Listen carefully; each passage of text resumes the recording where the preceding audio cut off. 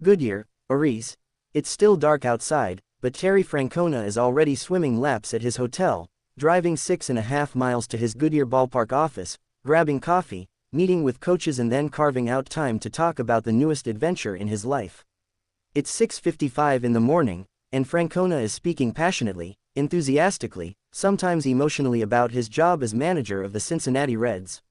He's not making any promises, but making it clear he's not coming to Cincinnati to lose.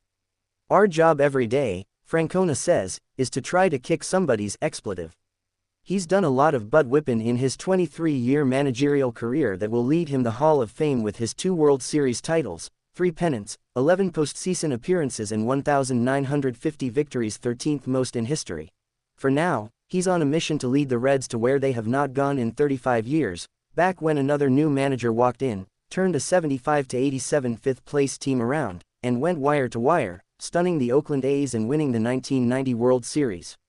Lou Piniella came in, and everything changed, Hall of Fame shortstop Barry Larkin told USA Today Sports. It's going to be the same thing here with Tito. The dude is so authentic. From day one, he assigned accountability and responsibility. He has created such a great culture here. There's an expectation, because he's had success, that he wouldn't have come back here if he didn't believe that we can be successful. People in here believe we're going to do some damage because of this man. He's just a special guy. I would have loved to play for him. It appeared that no one would play for Francona, 65, again when he stepped away from the game after the 2023 season, his 11th with the Cleveland Guardians. He was in constant pain all year. He walked away after the season, knowing he needed to take care of his health and wondering if he lost his passion. I'm trying to tell people and I don't think they really believe me, but I really didn't miss it that much, Francona said in his office last week. I had a good year. When you know you need to step away, you're probably a little late stepping away. I felt I was shortchanging some people over there in Cleveland. And that's not a good feeling. So you start taking care of yourself, and you feel good, and I still wasn't thinking about managing. I was starting to think about, okay, what do I want to do? How busy do I want to get? One of the best conversations I've ever had. If the Reds had called him while David Bell was still employed, the answer would have emphatically been no, too. He loved Bell's father, Buddy, when he played with the Reds and worked with him in the Chicago White Sox organization. He always wanted the best for David Bell, hoping he'd have tremendous success. The Reds, who reached the postseason just once in Bell's 6 years, the shortened COVID season, going 409-456, and fired him on September 22 with 5 games left in the season. They named bench coach Freddie Benavides the interim manager, and were putting together a list of about 100 potential candidates. It was a few hours after the Bell firing when Hall of Fame broadcaster Marty Brennaman, who has been one of Francona's closest friends since Francona played for the Reds in 1987, telephoned him.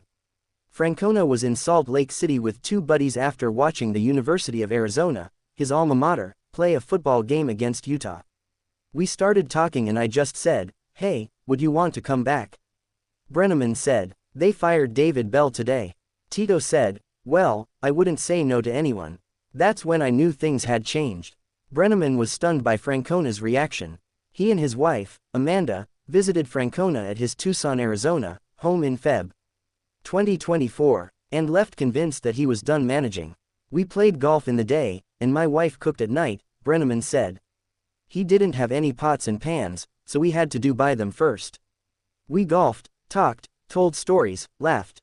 When we left, I told Amanda, there's no way on God's green earth he's going to come back. He's happy, he's healthy, and he doesn't miss it. He's never coming back." Brennaman got off the phone and quickly telephoned Nick Krall, Reds president of baseball operations. He asked Krall if they would be interested in interviewing Francona. "You kidding?" Krall couldn't believe it. He didn't really know Francona, but considered him one of the finest managers in the last 30 years. He asked Brennaman for Francona's number, called him, and 1 week later, Krall and GM Brad Meter were flying to Tucson to interview Francona at his home. They were 45 minutes into the 5.5-hour interview when Krall knew he had his man, and Francona knew he wanted the job. "It was one of the best conversations I've ever had," Krall said. "I mean, I felt we were on the same page with everything we were discussing. We had some things lined up for interviews the next week that we were going to go through, but at the end of this day, we just felt it was pretty obvious he was the right guy. Said Francona. It was comfortable. And they seemed comfortable. The last thing I ever want to do is get in a situation where I'm not comfortable. I mean, I don't have to do this, right? The only real question Krall had at the end of the interview was whether Francona felt his health would permit him to go through the daily grind once again. Francona has been a walking New England Journal of Medicine. He has had both hips and knees replaced. He has had his right shoulder replaced. He has nearly a dozen screws holding together one of his feet. He had surgery for an irregular heartbeat, recurring blood clots, a staph infection and 2 hernias.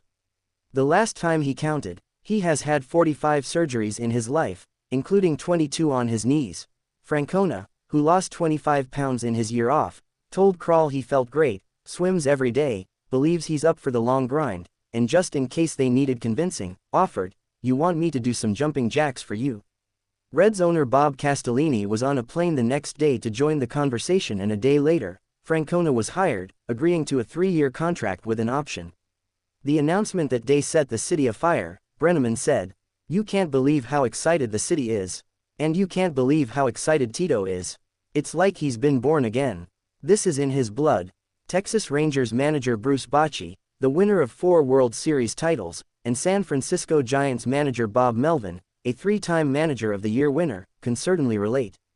Bochy, 69, who took 3 years off, managed the Rangers to the 2023 World Series championship. Melvin, 63, who took a year off, returned to lead the Oakland A's to back-to-back division in 2012-2013. "You get away, no doubt it not only energizes you," Bochy said, "but you know it gives you time to heal up. It's a grind. There's no getting around it. It's what we do. You're busy, not just the physical part, but the mental side of it." Getting away I'm sure freshened him up. Said Melvin, "There are baseball guys and then there are baseball guys. And he is one. I remember when I was out in 2010, and when I came back, I was completely invigorated. This job can beat you down a little bit. I know health-wise for him, now he feels better than he has in his career. This is in his blood, so it doesn't surprise me he's back, and talking to him, he's really excited about the season.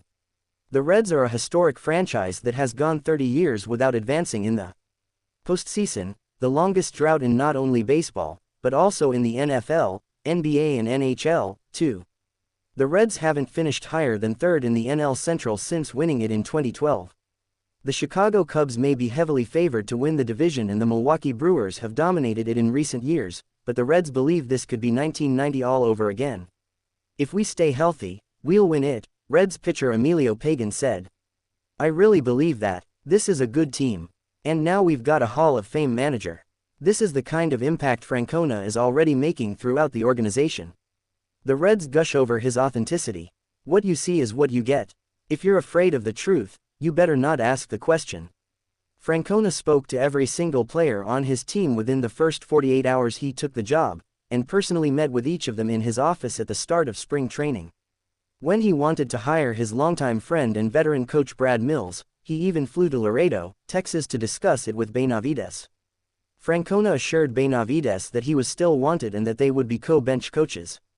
"He's one of the best human beings," Brenneman said, "in the history of mankind." When Francona addressed the team at the start of spring training, veteran reliever Brent Suter called it the best speech he ever heard in his career. Francona actually had to stop 4 times just to collect his breath while speaking to the team. The cool thing about this speech was not just what he said, but the genuineness with which he spoke, Suter said. "I mean, he was charged up. He had to reload a few times because he's so passionate, so enthused, so excited. Here's a Hall of Famer who's just pumped up to play baseball and he's very emphatic like we're all in this together."